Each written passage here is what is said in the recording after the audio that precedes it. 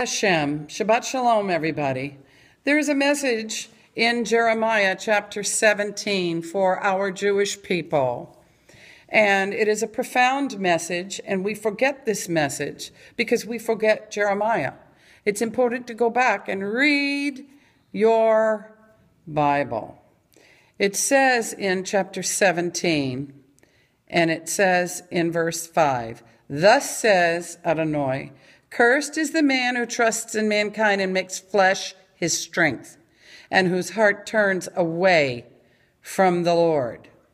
But then it says in verse 7, "Blessed, a baruch, upon the man who trusts in the Lord and whose trust is the Lord.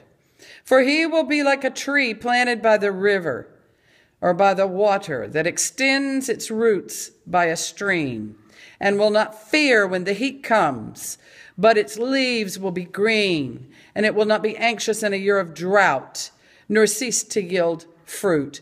The heart is more deceitful than all else, and is desperately sick. Who can understand it? I, the Lord, search the heart, I test the mind, and to give each man according to his ways, according to the results of his deeds." Now, friends, are you going to be able to stand up in the heat? Are you going to be able to take the economy? Are you going to be able to take another presidential election?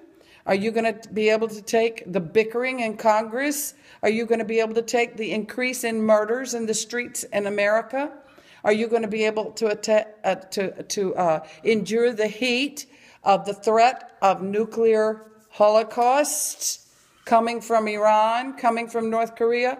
Yes, you can endure if you have roots that are planted by the streams of the living water. If your roots are in Moshiach ben David, then you will survive. So it is our prayer today that you will read this holy book of Jeremiah and all the scriptures. Baruch Hashem.